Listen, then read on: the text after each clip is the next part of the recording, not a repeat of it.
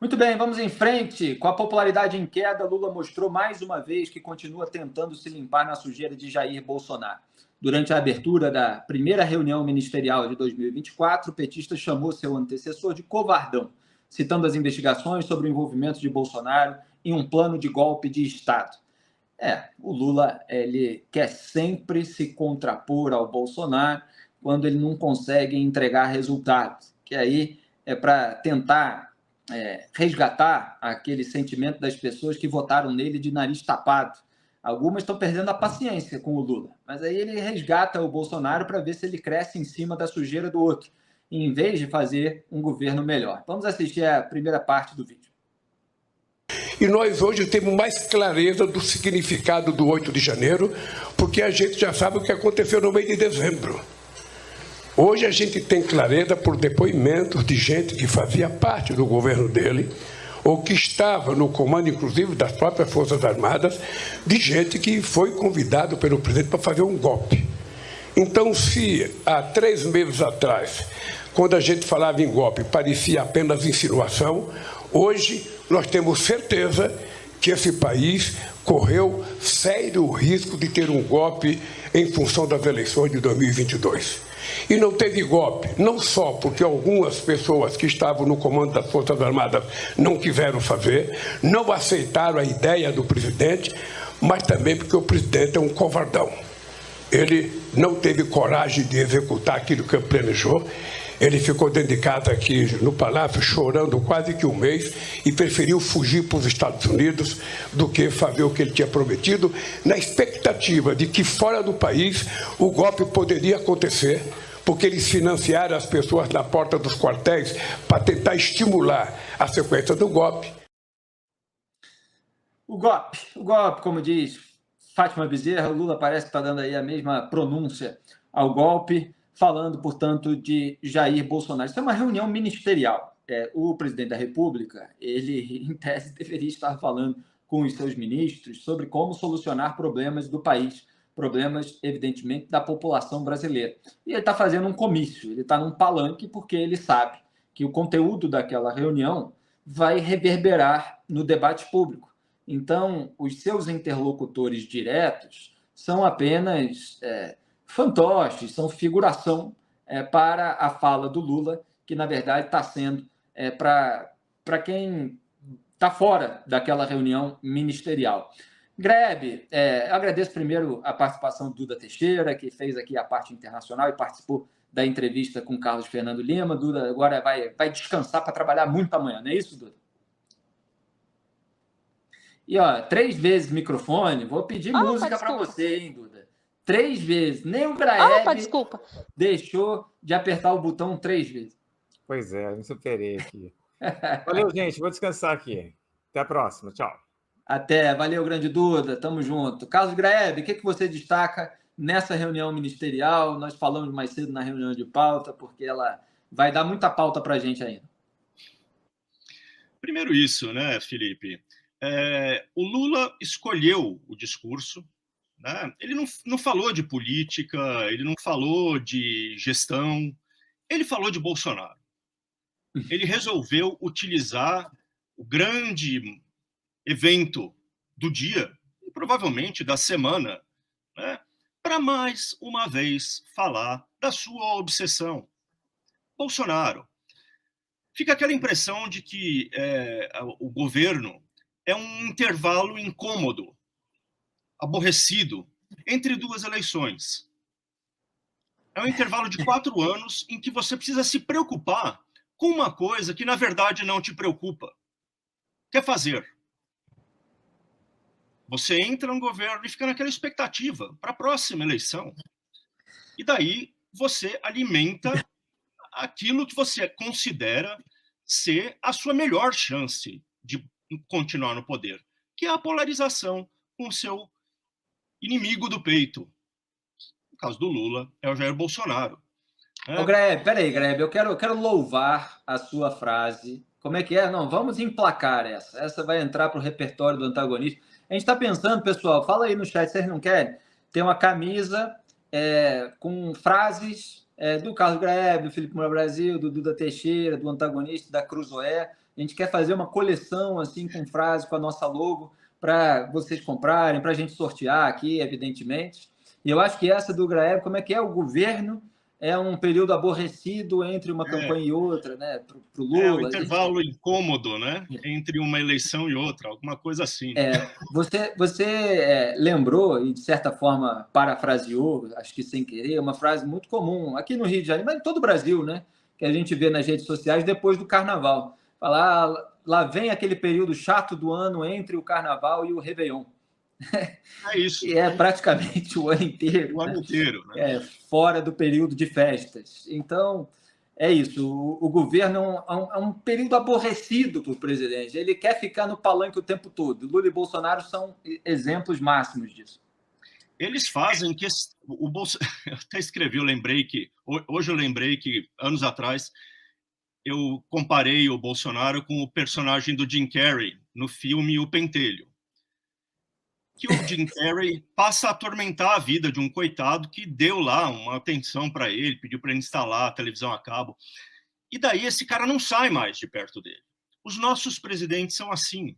Eles fazem questão de invadir a sua atenção 48 horas por hora. Não sei como é que isso é possível, mas a sensação é essa, né? De um overload assim, de atenção que eles demandam, né? E o Lula faz isso com esse lero-lero e permanente sobre o Bolsonaro. É cansativo. O Bolsonaro fazia isso com cloroquina, com urna eletrônica. Cada um tem as suas obsessões. A obsessão do Lula atualmente é o Bolsonaro, porque é a receita dele para conseguir manter o fogo aceso até a próxima eleição. Porque, olha, apresentar políticas consistentes, novas, que realmente façam jus aos desafios do presente, o Lula não tem conseguido.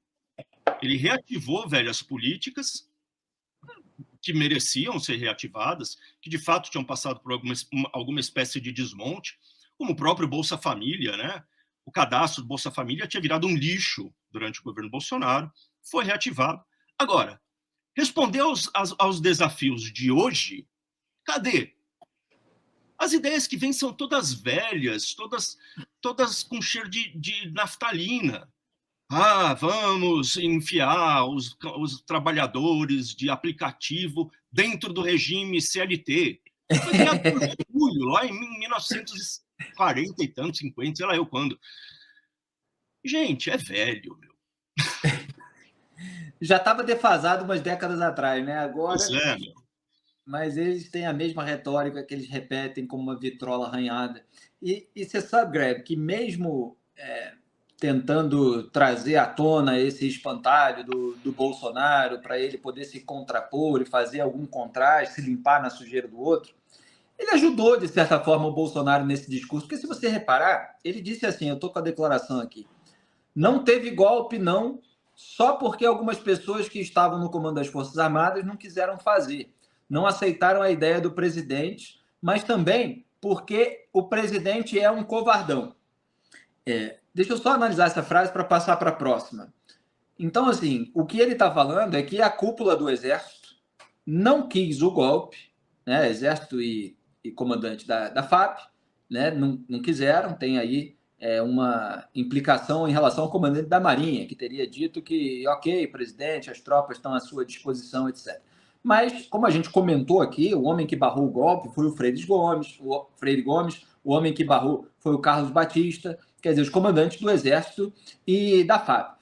E aí, o Lula está tirando o STF daquela posição que o Supremo se arroga nesse momento, como a fortaleza de defesa da democracia contra o golpe bolsonarista, não. O golpe só seria sustentável se o Exército aderisse e colocasse tanque na rua. O Exército não quis, logo não teve golpe. O resto é decisão judicial sobre quebra-quebra. É disso que se trata. Quebra-quebra com teor golpista e tal. Beleza, se discute lá no processo. Agora, dizer que o Moraes, o que seria da democracia sem o Moraes? Eu tenho ouvido esse tipo de coisa. Eu considero uma barbaridade. Então, o Lula, ele está mostrando que o golpe não aconteceu por causa da não adesão dos comandantes mesmo. Não foi por causa do Supremo Tribunal Federal. Mas aí ele fala, mas também não aconteceu porque o Bolsonaro é um covardão. Ele não teve coragem de executar o que planejou. Ficou dentro de casa, aqui no Palácio, chorando quase um mês e preferiu fugir para os Estados Unidos do que fazer o que tinha prometido. Ora, essa é a tese que a defesa bolsonarista, os militantes em rede social, estão usando para aliviar a barra do Bolsonaro. Dizer que ele não tentou golpe nenhum, que ele, enfim, nunca quis fazer isso, olha aí, ele nem estava lá, etc, etc. E o Lula dá uma ajudinha. Então, a gente fica com a impressão de que o Lula continua com aquela dúvida que a gente comentou outro dia, se vale a pena prender o Bolsonaro ou não. Porque ele parece gostar do Bolsonaro disponível para que ele possa se contrapor. E com essa queda de popularidade, acho que o Lula está começando a sentir um certo medinho do que possa vir aí em termos de outra candidatura. Ele está sempre resgatando o Bolsonaro e agora até usando uma narrativa que pode aliviar o Bolsonaro. Embora, claro, na visão do Alexandre de Moraes, se prevalecer, a articulação para o golpe tem de ser punida e não apenas um golpe concretizado. Mas o Lula está quase que eximindo o Bolsonaro. É como o Bolsonaro é um covardão. Ele não teve coragem de executar o que planejou, ficou dentro de casa chorando, preferiu fugir, etc. Então, Graeb, o Lula sem o Bolsonaro, né, vai render aquela musiquinha, né? Tipo o Claudinho, Bochecha sem Claudinho, não sei o que, sem não sei o que, é Lula sem Bolsonaro. Sem o outro, parece que não é ninguém. É isso aí. Não, eu concordo com a sua análise. Eu acho que a frase do Lula, assim, exime o Bolsonaro dos atos que seriam necessários para a tentativa de golpe. Eu concordo. Ele praticamente disse isso. Eu, se fosse os advogados, se fosse os seguidores do Bolsonaro em rede social, anotava a frase e começava a usar, porque, enfim, o Lula disse, meu. Se o Lula disse, por que vocês estão enchendo nosso saco? Desculpa. Só registrar, Greb, que assim, o que eu falei primeiro, ele registrou que o Bolsonaro tinha uma ideia, né? Sim. Ele falou, algumas pessoas que estavam no comando das Forças Armadas não quiseram fazer, não aceitaram a ideia do presidente. Mas aí depois ele passa a eximir completamente. E mesmo quando ele fala isso, ele não fala assim, o Bolsonaro articulou, planejou, só não fez porque, enfim, não conseguiu apoio, mas ele tem que ser punido pela articulação e tal. Ele poderia falar de uma maneira muito mais incisiva sobre a punição do Bolsonaro, mas parece que ele não está decidido que o Bolsonaro tem que ser preso. O grande debate sobre essa história é a fronteira entre os tais atos preparatórios da tentativa de golpe e a execução do golpe, certo? Quem acha que o Bolsonaro não tentou um golpe, insiste justamente nessa tese. Tudo isso eram atos preparatórios, era lero-lero. Né? Então ele foi lá e conversou com os comandantes militares. Conversar só é intenção, não pode ser punido. Você não pune intenção no direito penal. Né? É preciso configurar isso para quem, como eu, por exemplo, considera que as ações do Bolsonaro não foram apenas uma elucubração numa salinha com os militares, mas algo mais. É preciso configurar isso como a gente faz, por exemplo, com as ideias de incitação, com as ideias de falas, que são ações também, né? Que não são só um pensamento em voz alta, elas são ações. Bolsonaro convidou, criou uma circunstância para que eles aderissem àquilo. É agir, isso é agir. Quando você está sentado com os 3 militares que, enfim, controlam todas as armas no Brasil. São os caras que, de fato, se eles tivessem dito vamos, naquele momento se configurava o golpe. Não precisava nem pôr o tanque na rua, já estava feito o golpe. Né? Eu interpreto dessa maneira. Mas o Lula pinta a história como se fosse só um papo daquele. Ou seja, até na hora de atacar o grande adversário dele, ele fala de um jeito xoxo, dá justamente essa impressão que você mencionou. Que na ausência de ideias para governar o Brasil, tornou-se absolutamente indispensável para o Lula viver que nem uma craca colado no Bolsonaro. Virou uma relação, como é que falava em biologia? Simbiótica, né? Um não vive sem o outro. Claudinho sem bochecha, bochecha sem Paulinho, sei lá. Escolha a biologia,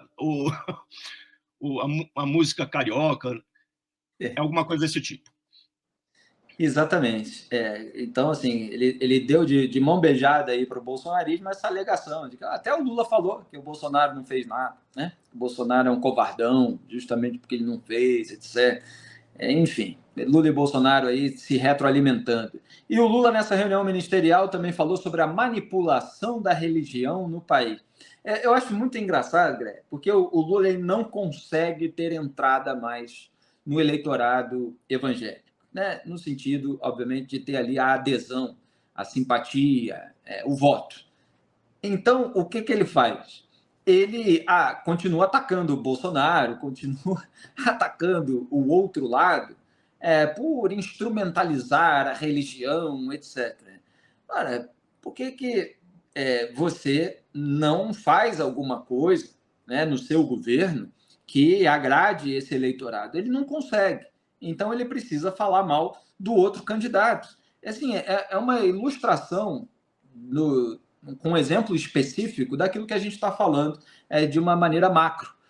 O Lula não tem entrega de resultado, logo ele precisa se contrapor ao bolsonarismo. Então vamos ver esse segundo trecho da reunião ministerial. Porque a democracia significa que essas pessoas não querem apenas falar da liberdade, sabe, muito distante. Eles querem falar de trabalho, eles querem falar de salário, eles querem falar de lazer, eles querem falar de cultura, eles querem falar das coisas que diz respeito ao dia a dia dele. Um país em que a religião não seja instrumentalizada como um instrumento político de um partido político ou de um governo. Que a fé seja exercitada na mais plena liberdade das pessoas que queiram exercê-la.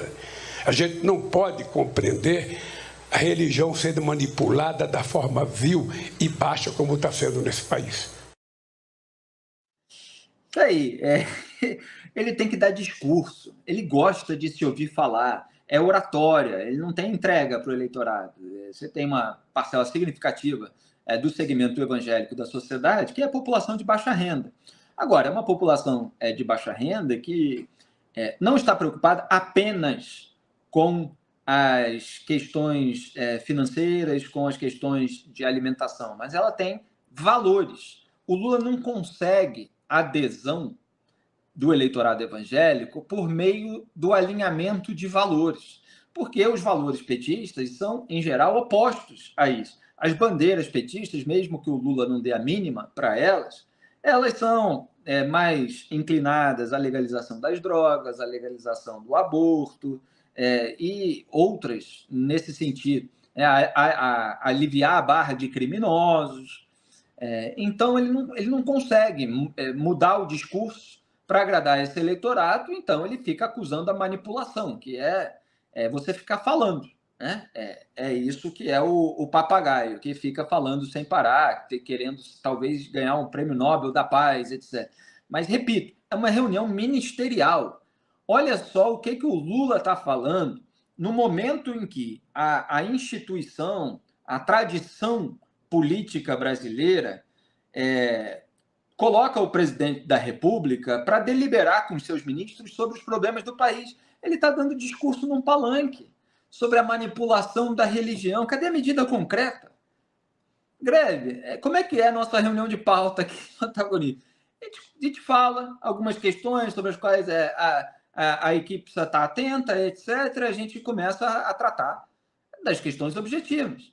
Né? Qual vai ser a pauta da Cruzoé, qual vai ser a matéria de capa, qual vão ser as outras matérias, o que a gente precisa prestar atenção nessa semana que vai acontecer, etc. Reunião, em geral, em empresas, seja veículo de comunicação, seja no mercado corporativo, elas são para decidir questões objetivas. E todo mundo está pagando imposto para pagar aí a luz da sala dessa reunião, os funcionários envolvidos, os próprios ministros, o próprio presidente, é tudo salário com dinheiro do povo. Mas você tem um monte de assessores aí que nem aparecem no vídeo. E, no entanto, o sujeito está lá no palanque como se fosse participar de uma eleição amanhã. Repito, é constrangedor. O Lula está, de certa forma, perdido, né? Ele não consegue lidar com a queda de popularidade e fica trazendo o Bolsonaro à tona de volta. Estava falando, Felipe, a gente podia fazer uma petição para incluir na Constituição um artigo estabelecendo o dia do fechamento para o governo federal. Nem tem o fechamento da Cruzeiro toda quinta, no dia seguinte tem que ter uma revista publicada, certo? Exatamente. Tem que entregar. Seguinte... A gente tem que entregar, né? Se a gente não entrega, bom, a gente vai ter problemas, evidentemente. Você tem uma expectativa. Para jornal é a mesma coisa. Nós somos contratados, eu tenho uma expectativa de você entregar uma edição do jornal, da revista, as próprias matérias publicadas no site. A gente tem que fazer alguma coisa. O político não faz nada, ele faz discurso. Né, vamos criar, toda quinta-feira é dia de fechamento para o governo federal. Na sexta-feira tem que entregar alguma coisa. Tem que ter algum podruto. É o deadline. Deadline. Olha só, essa história da religião, né? Tem assim, vamos dizer que tem duas tradições de pensamento. Tem outras, tal, mas quero apontar duas. Uma, que diz que a religião tem que ser separada da política para permitir que haja pluralidade de religiões, né? Para garantir que o Estado não vai impor uma única religião, como acontecia antes da Reforma Protestante, lá em 1500 e tanto, né? Naquela época, o Estado, na Europa, tinha uma religião só, que era o catolicismo. Daí, houve guerras sangrentíssimas para que a nova religião estava surgindo com diversas ramificações, as religiões protestantes e tal, ganhassem o direito de existir. A outra tradição não quer isso. Ela quer substituir a religião como única fonte de crença para as pessoas. Essa é a tradição da esquerda. O Marx dizia lá, a religião é o ópio do povo, né? E se você for procurar declarações de gente do PT, como Gilberto Carvalho, amigão do Lula, figura influente de dentro do PT, ele já disse que o PT tinha que se preocupar em disputar a hegemonia, ou seja, a cabeça das pessoas, com as religiões evangélicas. O problema do PT com os evangélicos é esse. Eles veem a religião evangélica como uma competidora no coração e na cabeça dos cidadãos brasileiros. Eles não veem É por isso que eles querem tirar a religião do espaço público. Não é, como disse o Lula, só para garantir um espaço plural onde católicos, judeus, protestantes, neopentecostais, gente do candomblé, né, de todas as religiões possíveis possa exercer a sua fé. Não é para isso. Eles querem tirar a religião do espaço público para que eles controlem esse espaço público com um discurso único da política. A ambição da esquerda sempre foi essa, e essa ambição está no coraçãozinho dos cardeais do PT. Exato. Zé Dirceu, Gilberto Carvalho, e o senhor Lula também. É por isso que eles se sentem tão desconfortáveis com uma religião militante como hoje é a religião neopentecostal no Brasil. É uma religião que quer disputar espaço, sim, com a política. Eu, que aprecio aquela outra tradição liberal, concordo, eu preferiria que houvesse uma separação clara entre um Estado laico e a esfera da vivência religiosa das pessoas. Mas eu também não quero um mundo de pensamento único como esse que o Lula planeja, que são as ideias do PT que prevalecem sobre qualquer outra coisa. Então é isso. O PT não faz concessões, tem dificuldade para conversar e conviver com os evangélicos, porque se vê, né, vê a si próprio como disputando o mesmo espaço na vida das pessoas. E desse jeito, eles nunca vão chegar lá mesmo, nunca vão conseguir conversar com essa população que cada vez cresce mais. E é uma postura arrogante, né, Greg? É uma postura arrogante, autoritária, de quem quer impingir a narrativa oficial, de quem quer posar de iluminado que tem de ser ouvido e que se revolta que haja segmentos da população que estejam dando ouvidos a outras fontes, sejam os pastores, sejam os próprios elementos da tradição cristã, como a defesa da moralidade, etc., porque você tem ali todo um legado da experiência cristã que faz com que essas pessoas olhem de uma maneira crítica a determinadas iniciativas que elas consideram imorais do petismo. Então, essa postura é uma postura arrogante, mas ele está preso nela. Diga. Está preso. E eu acho, Felipe, que assim, falando do papel que a política, né, ou a religião podem desempenhar na vida das pessoas, além destas questões morais, né, dessa guia que a religião oferece, eu acho que ela preenche mais necessidades da vida das pessoas. Ela preenche necessidades de se sentir parte de um grupo. Eu acho que ela preenche, em algumas situações, até necessidades materiais, né? Muitas religiões, muitas igrejas, muitos templos acabam preenchendo carências de diversos tipos que as pessoas têm, que a política simplesmente não está sendo capaz de preencher. Nem essas que têm mais a dizer com o espírito ou o coração das pessoas, nem sequer as materiais.